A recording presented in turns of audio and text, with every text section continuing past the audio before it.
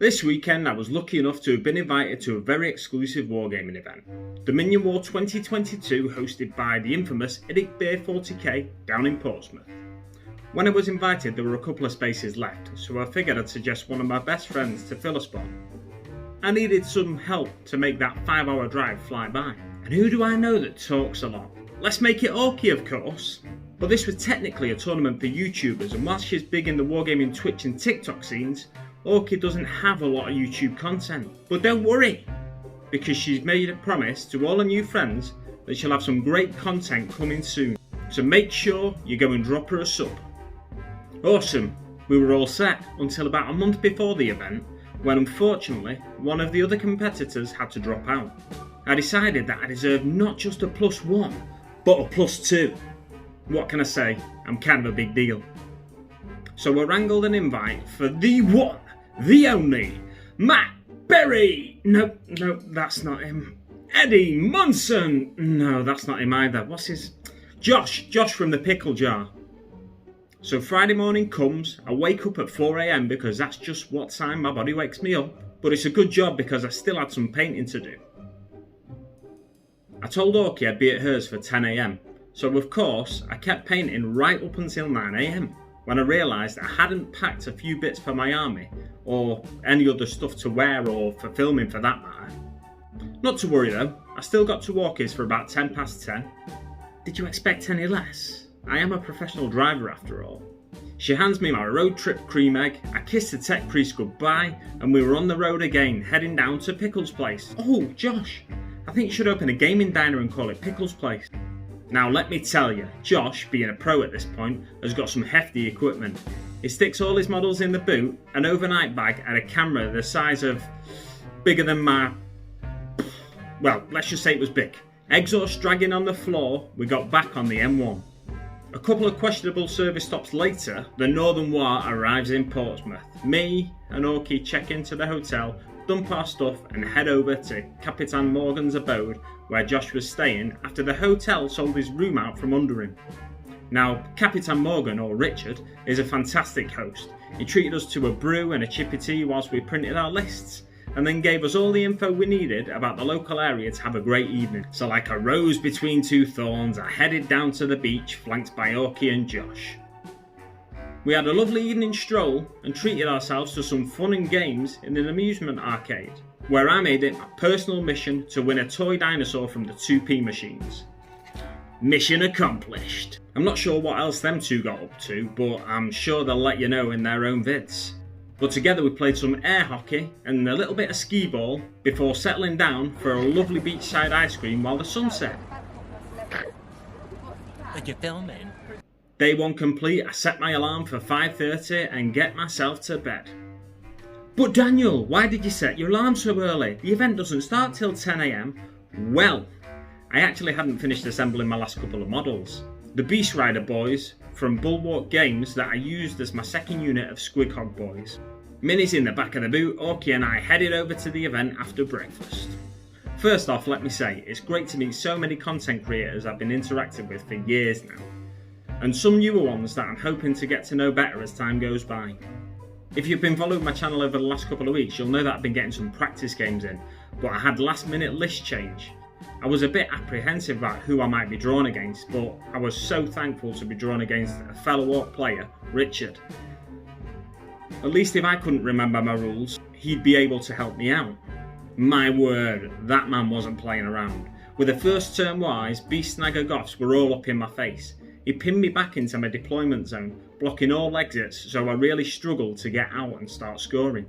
I was holding the objective in my table quarter, but he rammed the kill rig down my throat, swarmed the objectives and wiped the commandos off the only other objective that I might have scored.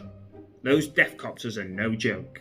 He also took out a unit of Squighog boys, chipped a couple of wounds off a bubble chucker, and started picking at one of my units of Snagger boys. Finally, it was my turn to respond. I called my whispering moi, like any self-respecting Morker would. Why let the enemy know you're coming, when you can sneak up behind them and slit the throats? My bubble chuckers opened up at his kill rig, doing a little damage. Richard had left a knob on Smasher Squig blocking a small gap, so I sent my remaining unit of Squighog boys to deal with him. Grotsnick and Grotboss Throat Slitter had a big target in their sights, the pesky kill rig, and called a unit of boys in to make sure the job got done properly. Needless to say, the kill rig was no match for what hit it, but it spilled out its unit of boys right onto a nearby uncontested objective. Unfortunately, Throat Slitter couldn't get the job done, leaving Grotznik to do the final points of damage, meaning I scored fewer secondaries than I might otherwise have done. A questionable decision I made was sending my pain boss into Richard's very own beast boss on Squigosaur. I was hoping he'd act as a speed bump, pinning him back for a turn or two. Unfortunately, he shreds through marines and pointy ears like nobody's business, but he was never going to do the same against a proper boss. The Squigosaur chewing chunks out of him, leaving only his head behind. Thankfully, that was later retrieved by his grot orderly, ready to be sewn onto another body. Now, I know what you're thinking, this is taking a while for me to get through, and that's a direct representation of our game. We took about 2.5 to 3 hours. There were so many dice rolls to make that we finished way later than everyone else. Needless to say, Richard wiped the floor with me, but I had so much fun in the battle. It was a proper orky clash. It didn't matter to me who was taking models off. Every time someone got killed, I had a grin on my face. It just felt like a proper scrap. You know when I said we finished after everyone else? We actually didn't. Pickle and 6+ Stevo finished an hour or so after us. There were only 4 tables and 5 pairs, so they didn't start until the first game finished. That and Stevo was running late. Oh, make sure you go subscribe to his channel, by the way. As the first round was wrapping up, there was a decision to be made. It was late afternoon now and people had to catch trains and travel back to where they'd come from. So Nick, along with Darren from Twisted Dice, link in the description below, made the right call and decided we'd only play 2 games that day. So who was it that I'd face next? Who scored equally as bad as me? Orky, of course. She too drew a very tough opponent in the first round, taking on the not-so-silent king of the Necrons and host of the event, IDICBeer 40k, Necrons and more. This was the first time Orky had rolled any dice in anger with a Tyranids, so it was to be expected that she'd stumble a little coming out of the blocks, especially against an experienced opponent like Nick. So there we were, arrayed for battle once again, and I was ready to smash the git's face in. Orky won the roll for deployment and set up a Gene Stealers and Broodlord super aggressively in the middle of the board, which meant she got first turn. I could be in trouble here. And sure enough, she won that roll off too, getting a Gene Stealers up close and personal with a unit of Squighog boys, and the Broodlord got sent dangerously close to the Grot boss, attacking the knob on Smasher Squig before I could do any damage with their Smasher Head attack. Orky's Turbogon and Warlord, the Broodmother, meanwhile spawned 10 Termagants. They made their way up to the commandos that had infiltrated onto an objective in no man's land, taking out 4 in the shooting phase.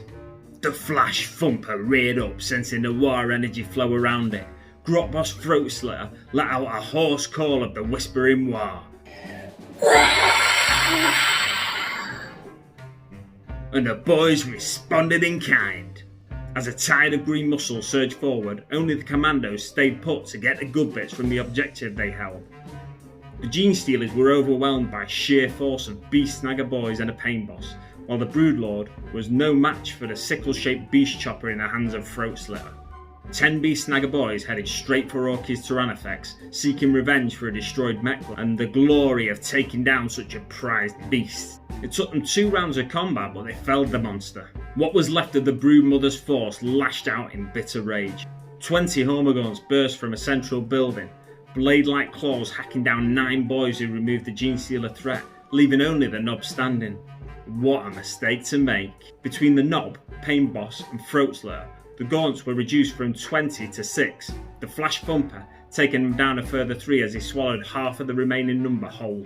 On the western side of the field, the Broodmother herself stormed forward, charging into an already injured Mad Dog Grotznik. 3 critical hits landed with a clang on Grotznik's metal torso, but a Death Skull's dog bellowed in the face of the opposing beast in defiance, shrugging off the wounds that would reduce a soft target to mush. In return, the Broodmother was taken down to 7 wounds by a combination of the Mad Dog and a furious countercharge from the remaining unit of Squighog boys. Survival instincts took over, and the Tyranids turned tail to run, only to be caught and hacked into pieces by the brutal ferocity of the Beast Snaggers of the Whispering War.